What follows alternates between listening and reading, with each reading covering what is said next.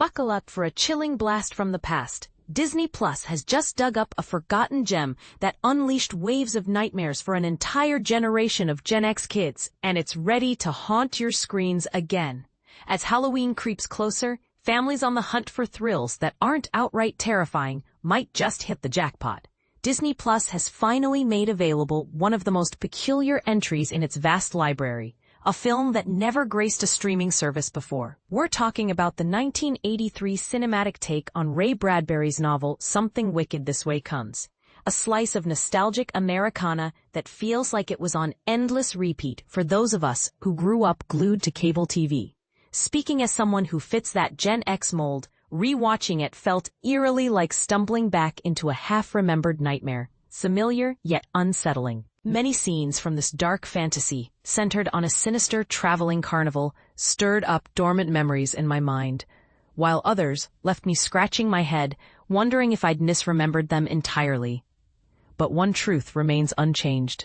This is an eccentric, uneven movie that thrives on atmosphere rather than logic. It boasts stunning visuals, unexpectedly heartfelt moments, and a genuine sense of dread that lingers. Released just before the PG-13 rating system debuted in 1984 and backed by Disney, it slipped through with a simple PG label.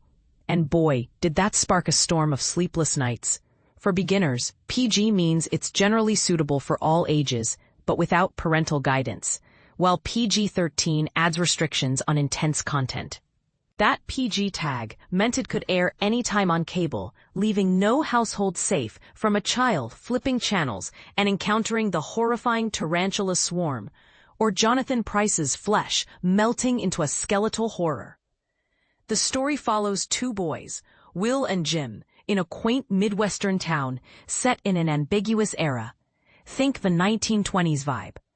They're the first to spot that a circus rolling in during late fall, an odd time for such spectacles, is really a harbinger of darkness. Only Will's dad, Charles, played by Jason Robards, the town's melancholic librarian who rarely loosens his tie and fixates on mortality, takes them seriously. Ultimately, the tale reveals that pure family love and forgiveness are the antidotes to evil, but not before a barrage of wild special effects and chaotic outbursts.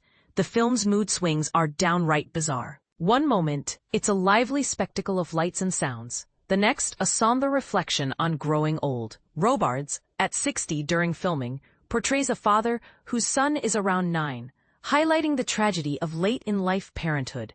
His weak heart stops him from tossing a ball with his kid. Not a huge deal, but it also leaves him helpless when Will nearly drowns. A more distressing twist. And here's where it gets controversial. The movie subtly critiques aging as a kind of personal failure, which might rub some viewers the wrong way. Is it fair to portray older parents as inherently tragic, or does it add depth to the themes? Strangely, the one who saved Will years ago was the town drunk, Jim's dad, who's been absent for ages. Jim pretends he's on an African safari, while Jim's mom seems perpetually unwell or distracted. Both boys, teetering on the edge of adolescence, are gripped by a mix of fascination and fear toward puberty.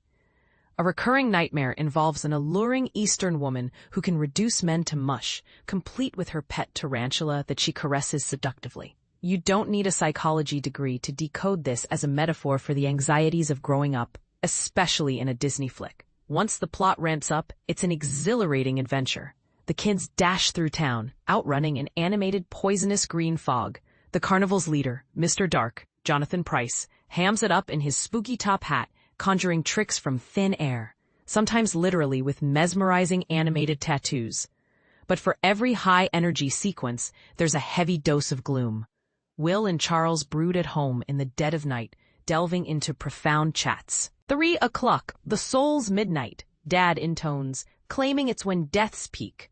Talk about a mood killer. And this is the part most people miss. Crafting such an oddball project wasn't straightforward. It started as a short story in 1948 titled The Black Ferris, later adapted into an episode of NBC's Ray Bradbury Theater in 1990. Bradbury turned it into a screenplay for his pal Gene Kelly to direct, but that fizzled. He then fleshed it out into a novel in 1962, set in the idyllic yet corny world of Greentown, Illinois, a backdrop for several of his works. In the early 1970s, it nearly became a movie with Kirk Douglas producing and Jack Clayton directing.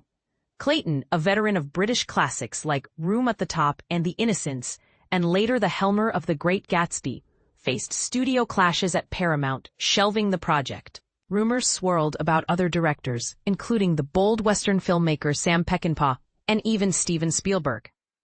Fast forward to the 1980s, when Disney was experimenting wildly. Think flops like the bland sci-fi The Black Hole, the eerie The Watcher in the Woods, which shares shattered mirror scenes with something wicked, and Tron, which at least profited from video games.